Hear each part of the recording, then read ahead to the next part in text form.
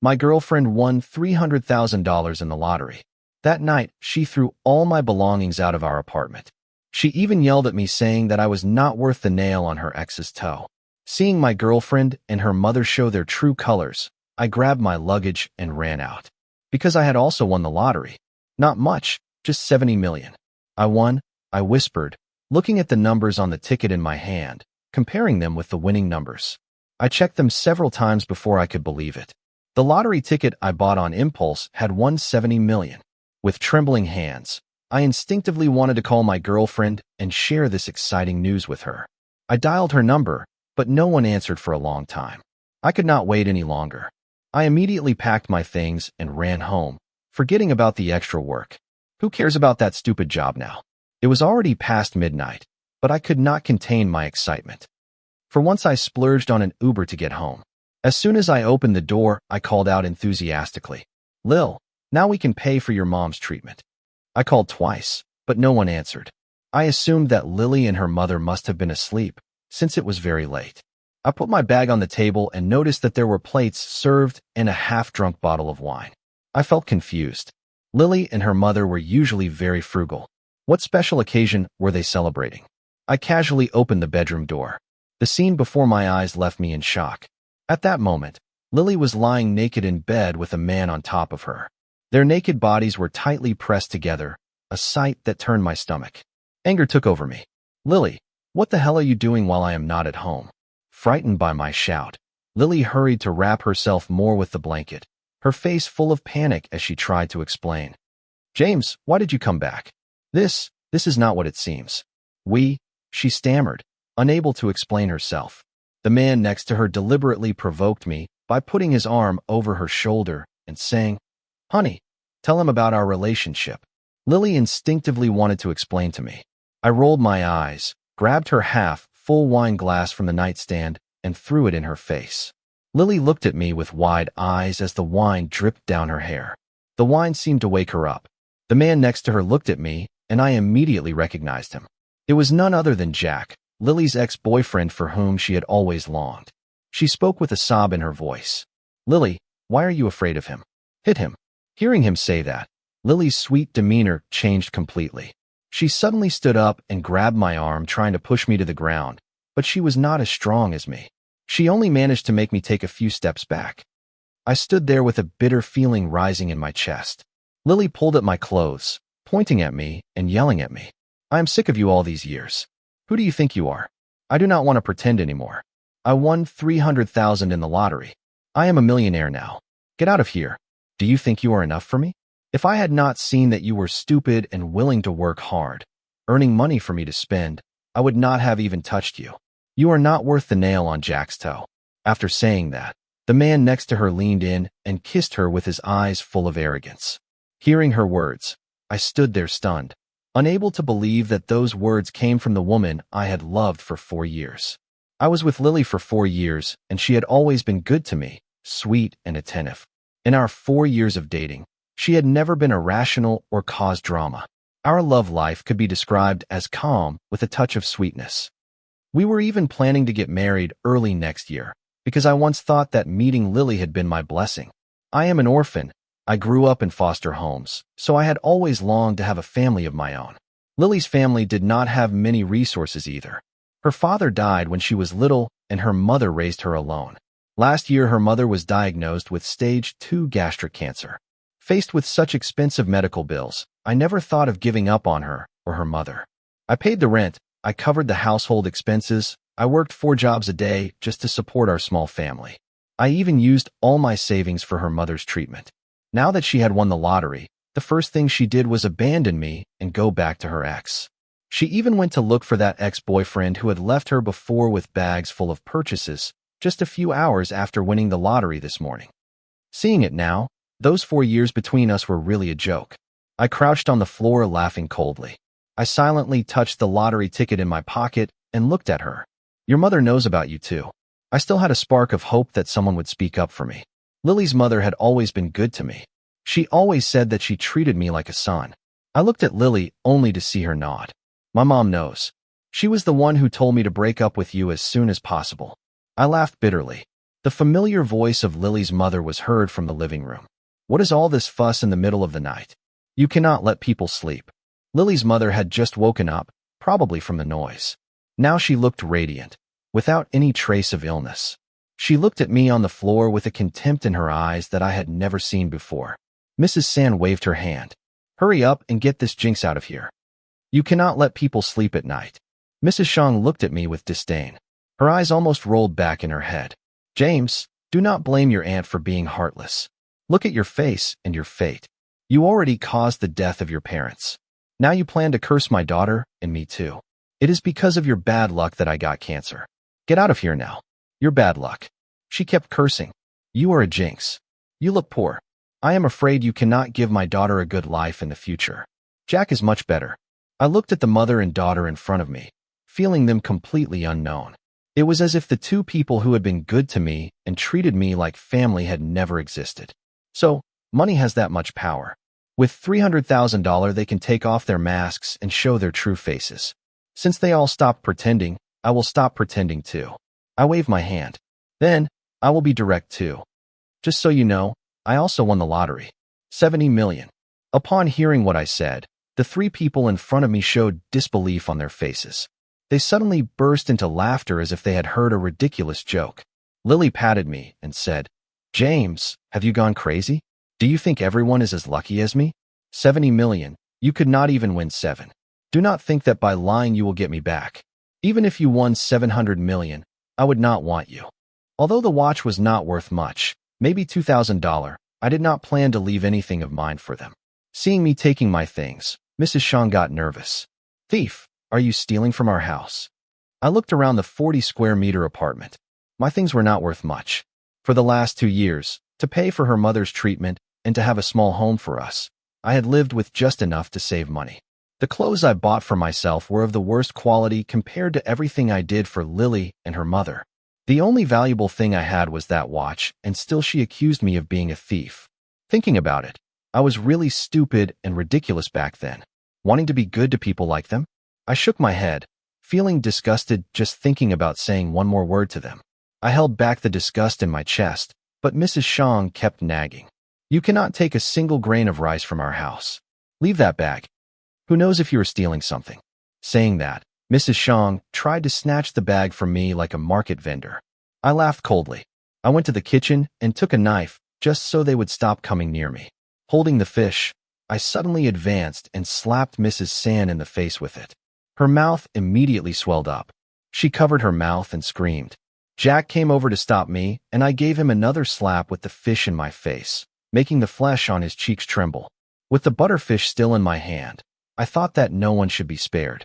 With all my strength, I stuffed the already broken fish into Lily's mouth, who was still cursing.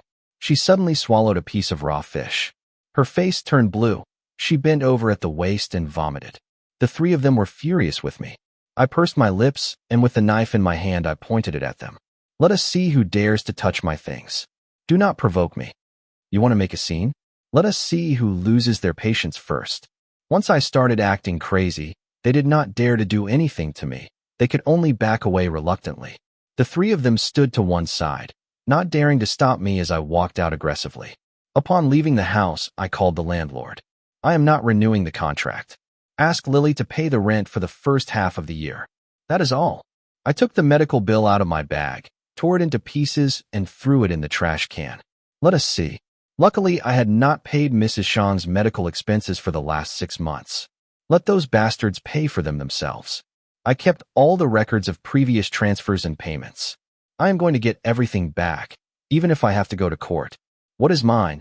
These dogs should not even dream of keeping a penny. I left the apartment without looking back, with my backpack slung over my shoulder and the fish still in my hand. I did not even know why I did not let it go. Maybe it was my last act of childish rebellion or a slimy reminder that I had stopped being the submissive man who slept on the sofa so as not to bother his mother-in-law. The night was humid, but not cold. I walked aimlessly through streets I knew by heart. With every step I took, I felt less of the poison of their voices, but more of the weight of the lost years. I sat on a bench under a flickering streetlight. I looked at my hands. One held the lottery ticket, the other still smelled of raw fish. That is life. It gives you 70 million in one hand and a fish in the other. I took my cell phone. There was only one name I could call without fear of being judged. Daniel, an old childhood friend, now a lawyer, with whom I had lost contact because of her. I dialed the number and waited. James, at this hour, his voice, hoarse from sleep, answered. "I need to see you," I said. "I have a story that is going to blow your mind." We met at a 24-hour coffee shop. Me with dark circles, a wrinkled shirt, and still trembling a little. Him well-groomed, a neat beard, a rolled-up shirt, in his early 40s, always professional. I told him everything, absolutely everything. When I finished, Daniel stared at me, astonished. "You were saying that you gave them all your money. You took care of her mother. You supported her for 4 years, and now they kick you out like a dog. And I have not even told you the worst part." I showed him the ticket. I won the lottery, 70 million, and they still threw a glass in my face. Daniel let out a disbelieving laugh. "This is more than a breakup. This is emotional, financial, and possibly criminal fraud. We can make them pay literally." "I do not just want money," I said, looking out the window. "I want everyone to see who they really are. Then we will play their own game," he replied. "But you need proof, transfer records, conversations, anything. Do you have that?" From my backpack a folder, everything I had saved just in case. I did not know that the just in case would come so soon. "This will work," he said, flipping through the documents. "But I want to start with the most important thing, the cancer treatment. What if it was a lie?" The question hit me harder than any insult. I had never considered it. And yes, Daniel made a quick call, and in a matter of minutes we had a lead, the real name of the hospital, the file number, and something we did not expect. "Look at this," he said, showing me his screen. "Mrs. Shang finished her treatment 8 months ago.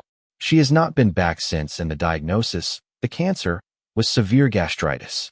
There was never any cancer." I remained silent, filled with pain, with fury. They had deceived me for years, not out of necessity, but out of self-interest. They faked illness, they cried falsely, they made me feel like I was part of a family. And it was all a play. "What are you going to do now?" Daniel asked. I put the lottery ticket in my pocket, this time with determination. "I am going to make them pay. Not with violence, with justice." We left the coffee shop as the sky began to clear. For the first in years I felt that the dawn was mine, not theirs, not anyone's, just mine. We left the coffee shop when the sky was just washing with pale blue. "Just mine," I repeated in silence as Daniel raised his arm to call a taxi. He had his black hair combed back, a neat beard that gave him a serious air, and those well-carried early 40s that imposed calm. I, on the other hand, saw myself reflected in the window. 28, dark circles, messy brown hair, a shadow of a beard that looked more like neglect than style. We got in without speaking. The taxi driver, an older man with gray hair, looked at us in the mirror. I squeezed the ticket in my pocket as if it were a talisman and not a figure that could buy half the city. "Straight to San Arcadio Hospital," Daniel said. Clinical records window. The journey was short and long at the same time. Short because of the empty traffic lights, long because of what I was about to confirm. Upon arrival, the entrance guard, a burly, bald, brown-skinned guy, in a uniform that fit him just right, directed us to the administrative building. Daniel spoke with that lawyer's voice that does not raise its tone, but fills the room. He presented my folder. Proof of transfers, pharmacy receipts, my name repeated like an echo on every payment. I watched my hands. They no longer smelled of fish, but they were still trembling. The records clerk, a woman in her 50s with thin glasses and brown hair tied up, looked through the papers with surgical patience. She looked at me as one looks at someone who should not be there, but who brings the truth in the form of stamps and signatures. "We can provide you with billing statements," she said. "The clinical history is private, but the billing corresponds to the payer." "Wait a moment." She left us alone with the hum of the air conditioner. Daniel touched my shoulder. "Briefly, no matter what comes out, you are not alone." She returned with a manila envelope. Inside, pages with codes, dates, billing diagnoses. Daniel pointed with his index finger, short, impeccable nails. "Look, CK 29.0, acute gastritis. Here, final discharge. 8 months ago. No chemotherapy, no oncology sessions. And these notes, no lesions compatible with neoplasia detected." I read it 3 times. The letters did not change. What changed was me. My jaw tensed, but there were no screams, only the icy understanding that I had paid for an expensive and cruel play. I wanted in writing that I paid for everything that appears here, I said with the voice that came out on the second try. It will be, the woman replied, more gently. I can attach a payer's certification. I signed. We left with the envelope. In the hallway, a young orderly in his 20s, thin, with curly hair, passed us and looked away as if hearing a secret. The sun had already climbed a bit, and the city was starting its noise, as if it had no idea of my shipwreck. Next step, Daniel said. Preserve digital evidence. Do you still have access to anything? I remembered the tablet we used for the household budget. I had set it up myself with my email. I took out my cell phone. 2 attempts. I got in. The screen showed categories, graphs, movements of the last few days, and a new account name. Home Fund. I opened it. I went cold. What do you see? He asked. Large transfers from a newly opened account. Holders, Lily Sang and Jack Rivera. Daniel whistled. At least a joint account. And look at the concepts. Prize deposit, reallocation of funds. This is gold. We will take a certified screenshot with hash and a notarial act. In addition, we will submit a data preservation request to the bank and the lottery authority. We will not touch anything else so as not to contaminate it. We captured everything with an app that gave the date and coordinates. I was surprised by the coldness with which I could now look at her name next to his, as if it were a rental ad and not my life reduced to numbers. They are going to say it was for security, I murmured. That Jack helped her. Let them say it before a judge, Daniel replied. We will bring the figures, the deadlines, the messages. I stopped. Messages. I searched in the email archive, in the shared folder we had used for invoices. There, among receipts, was an email from that same morning. See you at 11 to sign the bank stuff. Do not tell the fool anything. The sender was JR. The subject, a broken heart. I felt a pang, not of jealousy, but of shame for my former naivety. This is more than enough to open a case for fraud and financial abuse, Daniel said. In addition, we can claim moral damages and request a precautionary measure to prevent them from continuing to move that money. I nodded. What surprised me most was not the anger, but the clarity, as if the pain had focused, as if for the first time my voice, which had been silent for so many years so as not to make anyone uncomfortable, knew where to place itself in my throat. I want to do it right, I said, without public humiliations, without cheap revenge, just the truth. That always carries weight, he said, adjusting his sleeves. And now, to the notaries. We walked under a light that was already full day. I felt the weight of the envelope and the cell phone, but also something new on my back, a different posture. It was not pride, it was dignity. And although the past creaked behind me, for the first time I did not turn back. We walked to the notary's office with the envelope under our arm and the now clear light hitting the facades. Notary Lopez received us with a brief smile. She was a woman in her 60s, with fair skin, her silver hair cut short, and red glasses that gave her an effortless authority. Daniel spoke for me with his trimmed beard and that confidence of his early 40s that always seems to have the page already read. I nodded. I gave my full name. I showed the cell phone with the screenshots and the folded ticket like a secret. The notary drafted the attestation. She described the date, time, web address, Lily and Jack's accounts, amounts, concepts. She asked me to sign.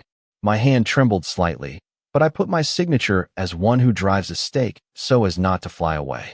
If you go the civil route, she said, you will need all possible identification, birth certificate, even the original adoption certificate, if it exists. Sometimes in those papers you find keys to old accounts, family trusts, things people forget. That word stuck with me. Trusts. I looked at Daniel. He was already looking at his agenda. The childhood registry is 3 blocks away, he said. Let us go now. There was no time jump. We crossed the square, dodging pigeons and juice sellers. We entered a building with cold hallways, cream walls, and the smell of stored paper. At the window a thin young man, 25 perhaps, with an incipient beard and curly black hair, attended to us. A badge that said, Julian. I explained that I had been adopted and needed a copy of whatever was possible. Daniel placed his card on the glass as if opening an invisible door. Julian typed, asked us to wait, and disappeared. He returned with a gray folder and a small, brown-skinned woman, with lively eyes behind oval glasses.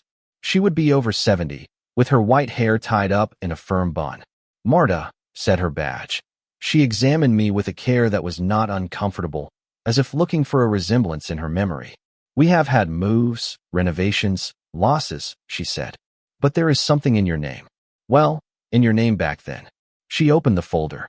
Inside, my old certificate with another last name, an adopted stamp, and an attached document that I did not expect. A letter from a cooperative bank from over 20 years ago notifying of an educational fund of small monthly contributions in my favor. It was not a fortune, but it was not nothing. It had expired and was pending claim by the beneficiary. My stomach did a strange thing, as if for the first time there was a thread of my own in the world. "And there is something else," Marta said, and took out a tin box with faded flowers from a drawer. "Letters we could not deliver. The institution back then, you know, policies. Your mother came 3 times. The word mother cut the air. Marta opened the box with the delicacy of someone waking someone up.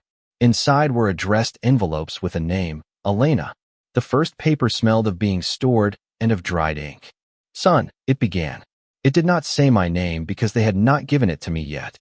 It told that she was sewing in a factory, that your hands, mine, were chubby when she left me here, that she promised to come back when she had papers and a place.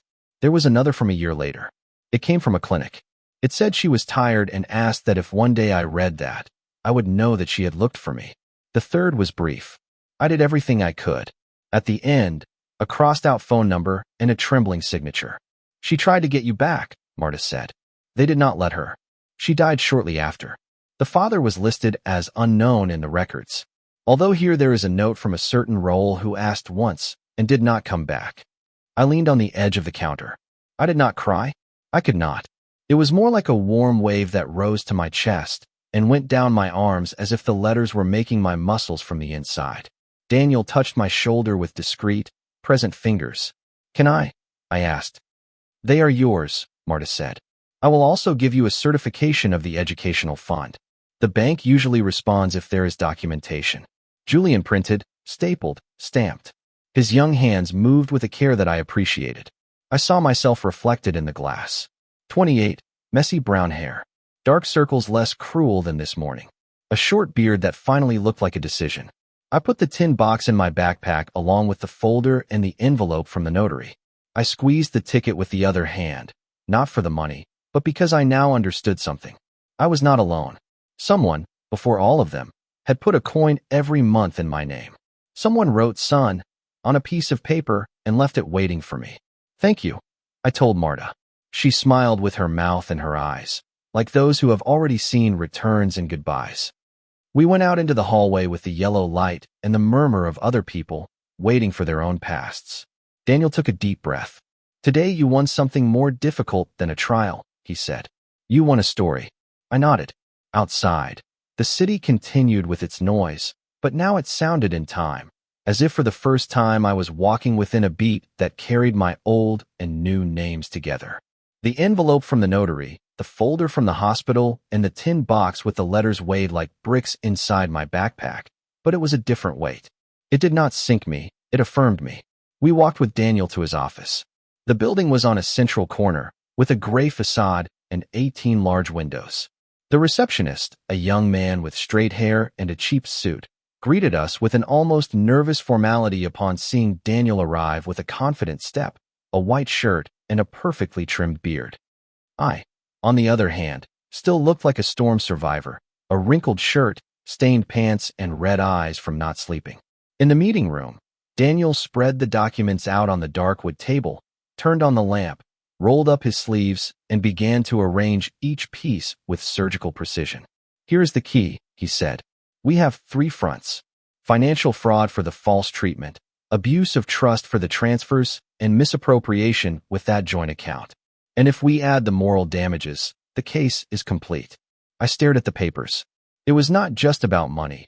It was about the dignity shredded in every receipt, every message where they said "thank you" with false tears. "I want them to pay in court," I said. "I do not want street revenge. I want justice for every lie to be recorded." Daniel nodded seriously. We will do it, but we have to move now. The first thing will be to file a formal complaint with the civil judge.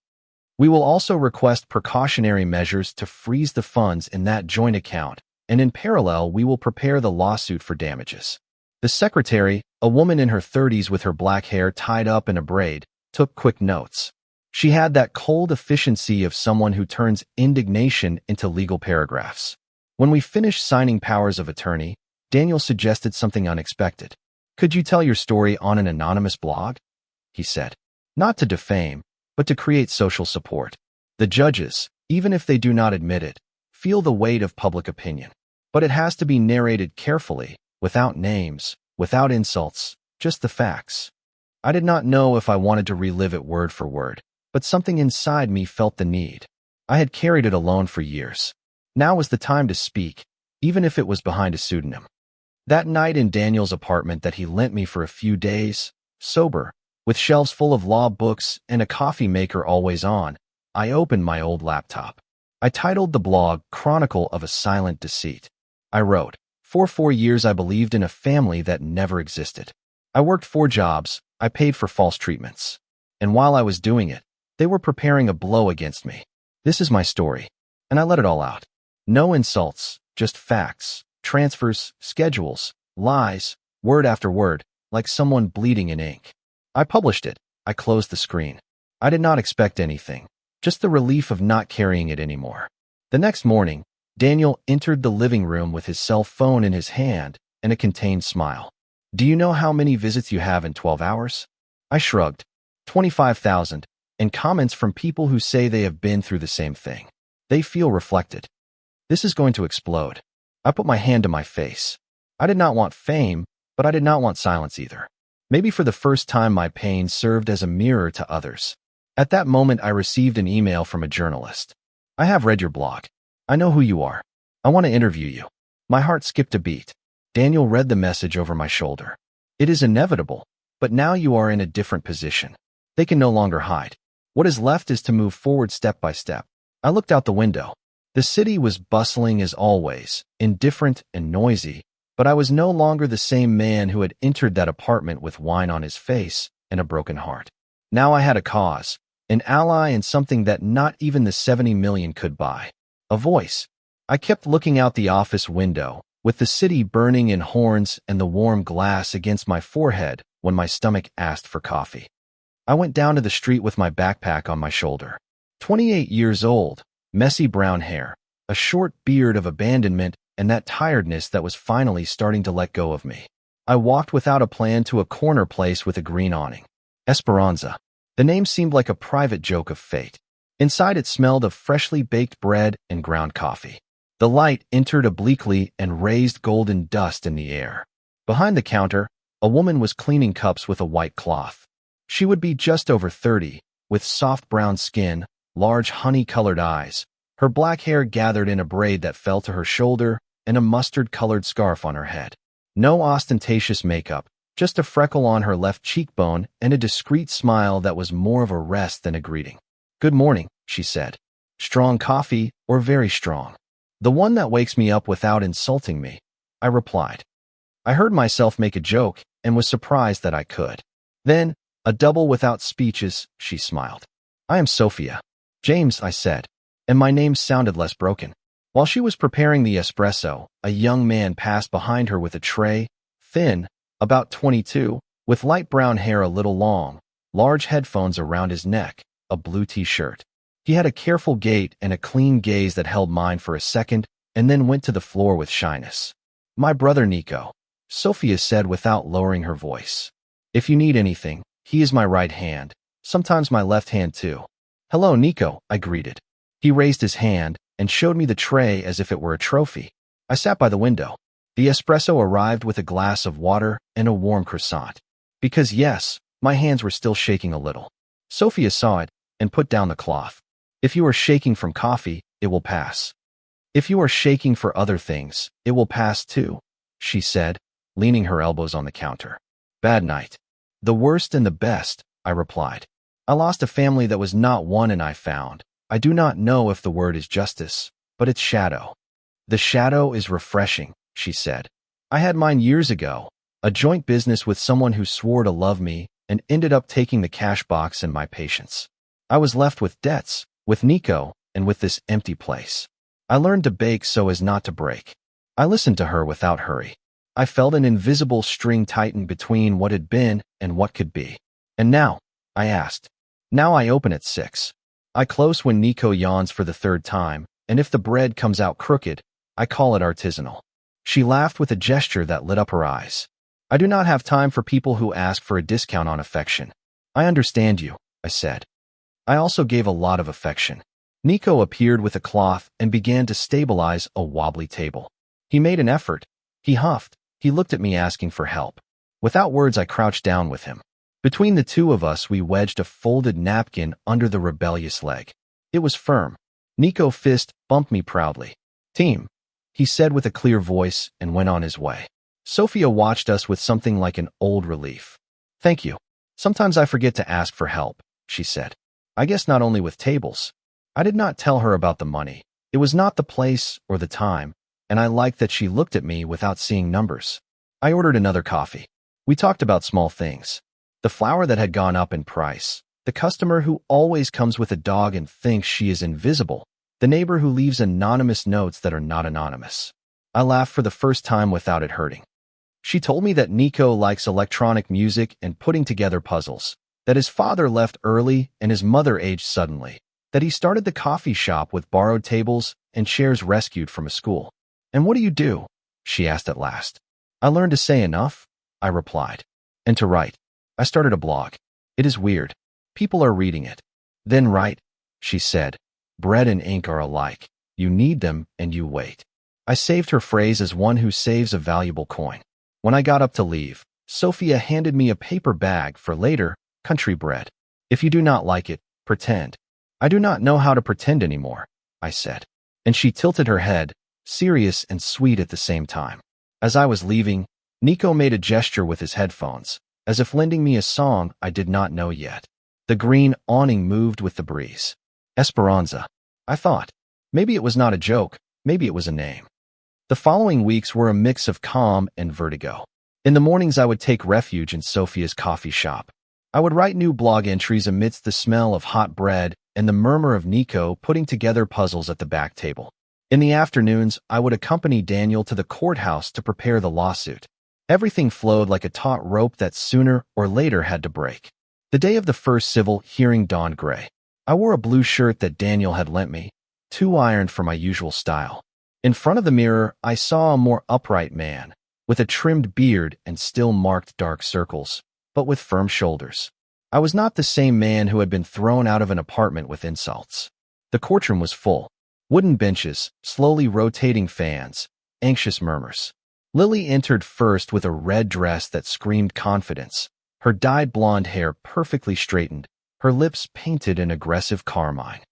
Behind her, her mother, more rigid than usual, with dyed black hair, thick makeup. Jack appeared last, a tight suit and a cocky smile, as if this were a fashion show. When they saw me, Lily raised an eyebrow and murmured something in Jack's ear. He laughed with self-satisfaction. I kept my gaze lowered, not because they intimidated me, but because they no longer deserved my eyes. The judge, a man in his 60s, tall, with short white hair and a thin mustache, asked for silence.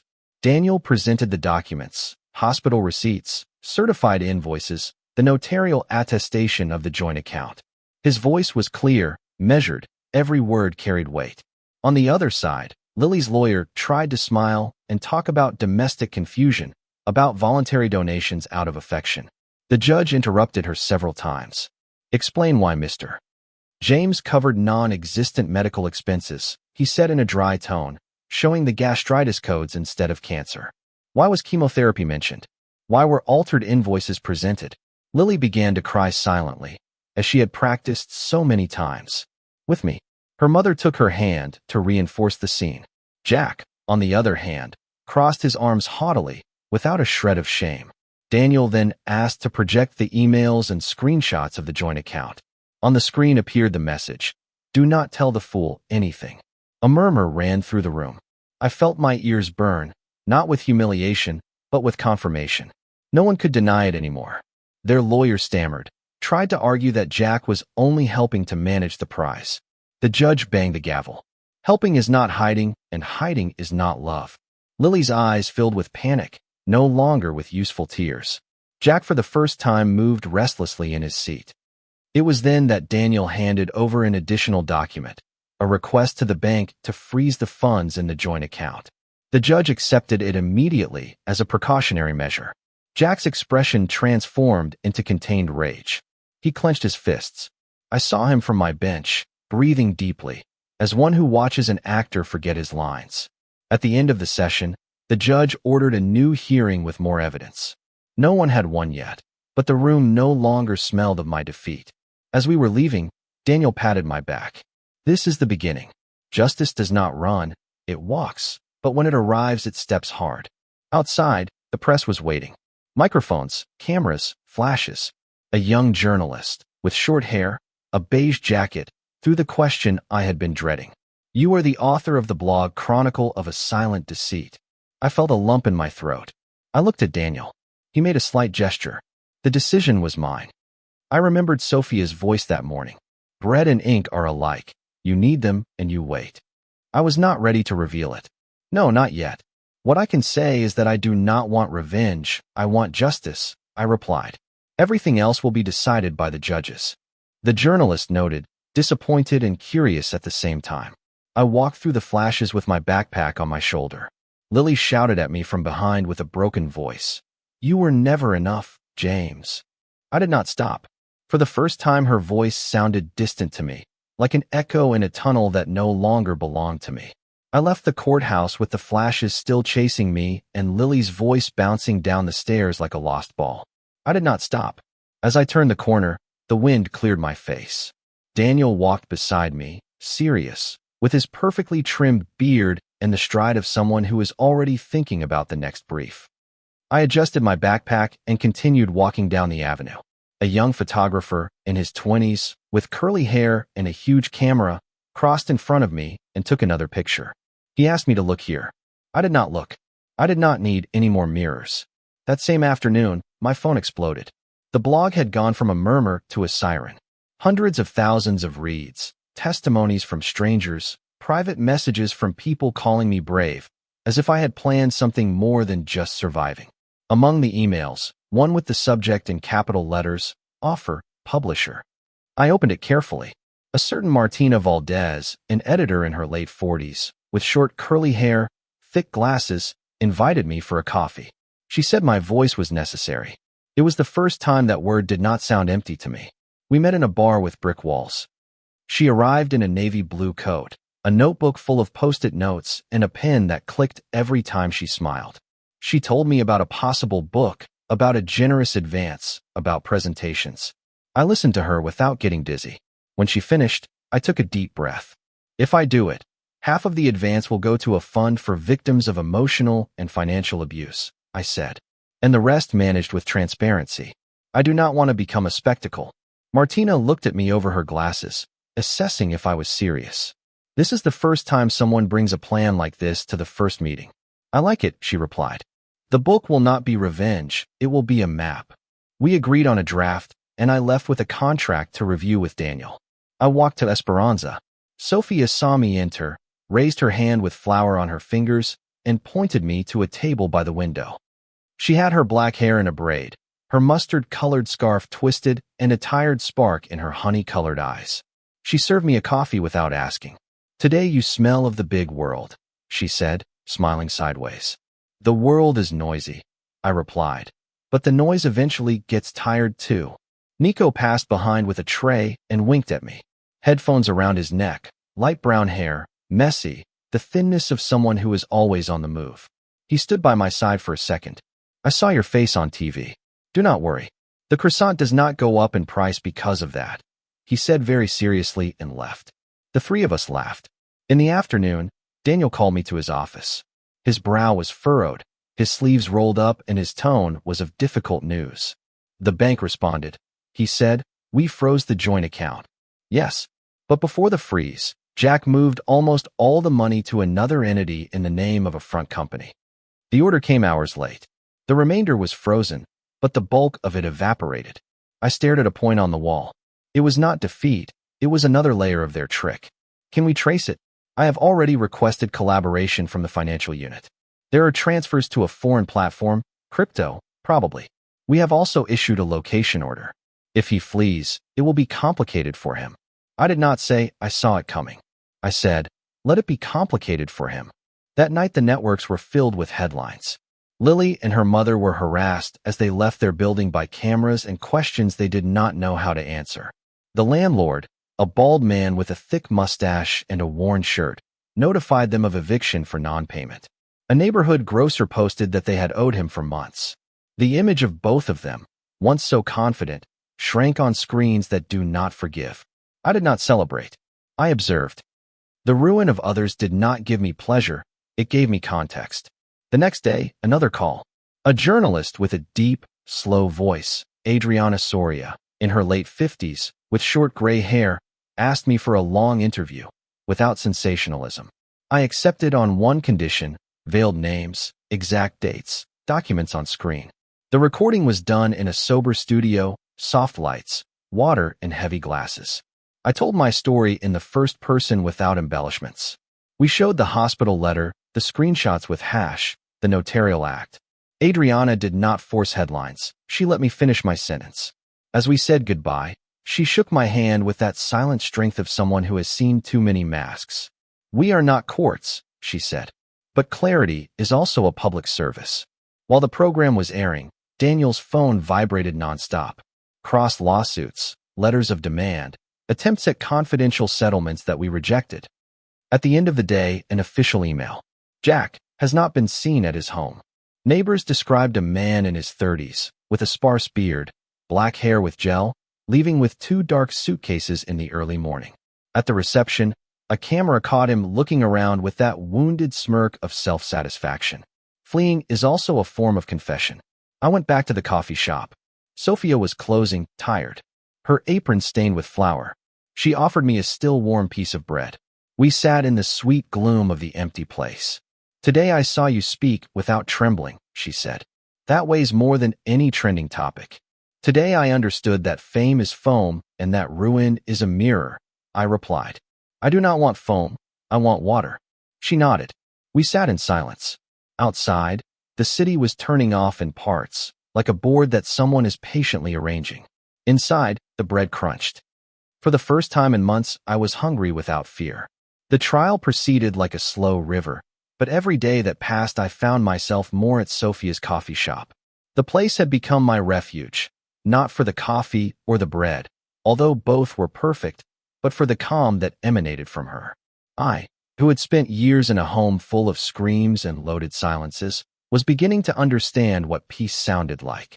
One cloudy afternoon, I arrived when they were already half lowering the blinds. Sophia was cleaning a table with her black hair in a loose braid and her mustard-colored scarf loose, as if she had taken it off in a hurry. She had flour on her cheeks and a loose gray t-shirt. She looked at me with her honey-colored eyes and smiled tiredly. You arrived just before I closed the curtain, she said. But for you there is always a show. And what if I become part of the cast? I replied, hanging up my jacket. I did not recognize myself in my own light tone. Nico appeared with a cardboard box full of glasses. He had headphones hanging from his neck.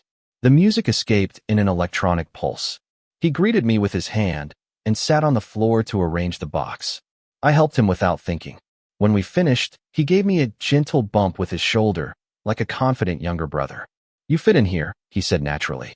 Sophia laughed, but she looked down as if afraid to reveal too much. She offered me a piece of bread fresh from the oven, still warm. Try this. I do not dare to sell it yet. It is weird. I bit into it. It was delicious. It would be weird not to come back tomorrow to ask for another, I said. She leaned on the counter, crossed her arms, and looked at me fixedly. James, what are you looking for here? Not in the coffee shop, in your life. Because I already know you are looking for justice, but when that is over, what? I swallowed. I was 28 years old, a fortune sleeping in numbers, a past broken in old letters, and there I was, in front of a woman who asked me with the most difficult simplicity. I did not tell her about the 70 million, not yet. I told her about my biological mother, about the letters they left me. I told her how I had read the word son written on a yellowish sheet, and how that had given me back a root I thought was lost. Sophia listened without interrupting, with her chin resting on her hand. When I finished, she said, "In my no me siento," your voice low. "Then, you are not a man who is looking for money. You are a man who is looking for belonging, and that cannot be bought." I remained silent, but I felt something open up inside me, like a window that had been closed for years. She came closer and put her hand on my shoulder.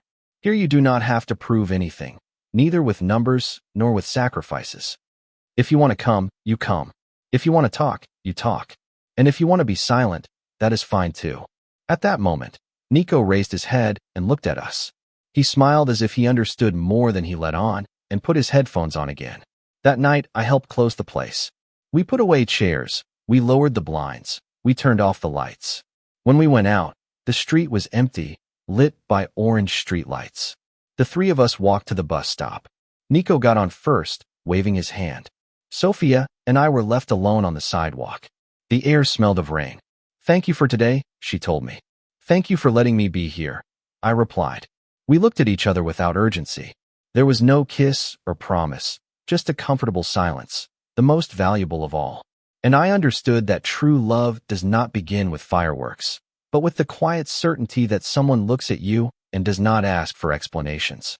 Upon returning to the apartment, I lay down with that calm still in my chest. It was different from anything I had felt before.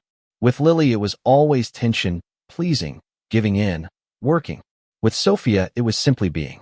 And that, I thought before closing my eyes, was worth more than the 70 million saved in an account. I lay down repeating that calm was worth more than the 70 million saved in an account, and I let my body finally go. I did not completely close my eyes. The new silence had a texture of warm bread. The cell phone vibrated on the nightstand. It was Daniel. "They are giving the sentence tomorrow. 9 a.m. I took a deep breath. I put the phone face down and I promised myself one thing, to enter and leave with my back straight. I woke up without any jolts. I showered. I trimmed my beard. I combed my brown hair with my fingers. The blue shirt fit me better than the first time. It no longer looked like a costume. I went down to Esperanza before going to the courthouse. Sophia was at the oven, with her black hair in a braid, her mustard-colored scarf firm, flour on her cheekbones. Nico, skinny, with tangled light brown hair, was arranging cups with his headphones around his neck. They saw me and came without questions. Sophia left a double coffee and a piece of country bread on my table. "Today do not fight with the noise," she said. "Let it pass over you like the wind." Nico handed me his headphones for a second in silence and placed them on my chest like a charm. I nodded. I ate. I paid. I left my backpack light. I walked with an even pace to the courthouse building.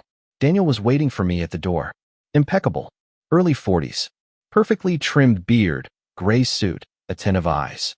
He adjusted my tie like an older brother to a younger one. We entered. The room was the same as the first hearing. Wooden benches, lazy fans, the smell of old paper. The judge, tall, with short white hair and a thin mustache, looked at the clock and asked for silence with a gesture. To my left, Lily was wearing a beige dress that wanted to look sober, dyed blonde, studied makeup.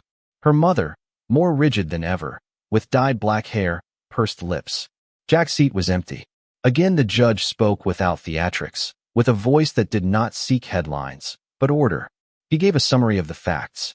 The medical payments with a diagnosis of gastritis and not cancer, the joint account opened with Jack, the emails in which I was called the fool, the movements prior to the freezing and the triangulation through a shell company.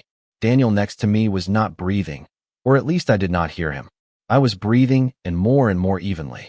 By virtue of the evidence provided and not refuted, the judge said, looking through the file. This court declares that there was abuse of trust and civil fraud against Mr. James Emmon. Consequently, it resolves 1. The restitution of all sums unduly received by Mrs. Sang and her daughter with interest from each payment. 2. Compensation for moral damages. 3. Immediate seizure of movable and immovable property in the name of both until the sums are covered. 4. Prohibition of contact and approach within 200 meters of Mr. James for 5 years. 5. To notify the financial unit for the tracing of the funds transferred by Mr. Jack Rivera and his company with a conviction in absentia in the civil court as long as he does not appear. 6. Costs to be borne by the defendant. A murmur raised dust in the light. Lily clenched her jaw until her teeth turned white. Her mother let out a sigh that was not of sorrow, it was of rage. Her bench shrank a centimeter. Daniel took notes in silence. I followed the judge as he added, looking over his glasses. Affection does not exempt from responsibility. Trust is a contract without signatures, but with consequences. He banged the gavel once. I remained still, not out of surprise, but out of a strange gratitude. The feeling that someone had finally given a name to what had disordered my life. Their lawyer asked to speak. The judge indicated the corresponding appeal and adjourned the session. We stood up. Daniel hugged me briefly, as one who squeezes a shoulder to fix a victory without a fuss. It is a good day, he said. Now comes the execution. Seizures, notices, compliance. There is no epic, there is procedure. We will do it. As I turned towards the door, I saw Sophia standing in the hallway, her apron tucked into a bag, her honey-colored eyes attentive. I do not know how she managed to get there without telling me. She had her hair pulled back, her braid loose at the end. She approached slowly. And so? She asked softly. So, I replied. They did not give me back the time, but they gave me back my name. She smiled without a cheap shine. She rested her forehead on my temple for a moment, a minimal gesture that supported me more than any applause. Behind us, Lily said my name as if she were chewing on a thorn. I did not stop. The guard, a tall, dark man, bald, held her back with a professional demeanor. We went out into the street. The sun was high. The cars repeated their usual choreography. Daniel was already on the phone with the notary. His trimmed beard shone a little in the midday sun. Sophia offered me water from her bottle. I drank. The air for the first time in a long time. It did not smell of fear. Come on, she said.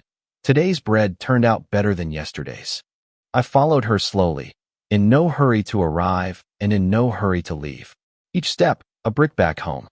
The verdict resonated like a low bell in my chest. It was not overflowing joy. It was a new silence, heavy and clean. Weeks passed, and Daniel, with his always perfect beard and his phone burning, took care of the execution. Seizures, notices, frozen accounts. I signed where he pointed, with the certainty that each signature was a brick in a wall that definitively separated me from them. The press continued with its veracity, but they were no longer looking for me as much. There was other news in the city, and my case began to fade into old headlines. I liked that. I never wanted fame. The blog gradually died down. I wrote a last entry. Justice does not give back time, but it gives back the name. I closed it there as one who closes a wound with an invisible thread. Meanwhile, Sophia and Nico continued to raise hope every morning. I became part of the coffee shop almost without meaning to. I would bring flour from the market, I would fix the coffee maker, I would take orders. Sophia would laugh when she saw me stained with coffee on my elbows and would say, "Look, the unknown millionaire." I would shrug and continue serving. I never told her about the 70 million, but one day Nico accidentally discovered an article online where they mentioned me. He looked at me with those clear, young eyes and just said, "So, you could buy 100 coffee shops like this?" 1,000, if I wanted to, I replied amused. He became serious. "Do not do it. This one is already perfect." Sophia heard him from the counter and did not ask any questions. She just served me a double coffee and left a piece of bread on the small plate. That silence was worth more than any explanation. With part of the money, this time revealed with Daniel as a witness, we created a fund for victims of financial and emotional abuse. We announced it in a small room, without cameras, with just a handful of people who knew what we were talking about. Sophia accompanied me. She wore a simple blue dress, her hair loose and a calm that filled the place. She took my hand under the table while I read the articles of incorporation. It was the first time in a long time that talking about money did not disgust me. Time went on. Jack was still a fugitive, and every now and then a notification would arrive that they were tracking him in another country. Lily and her mother lost the apartment, the furniture, the quick luxuries.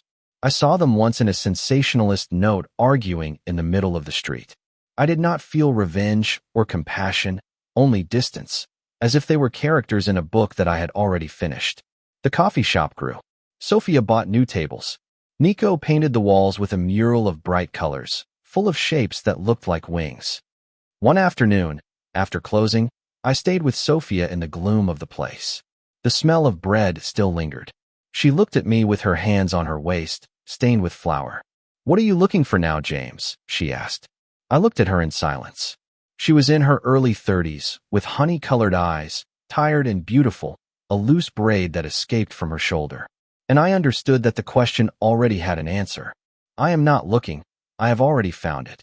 There was no speech or need for explanations. I kissed her slowly, with the calm of someone who comes home after years of storm.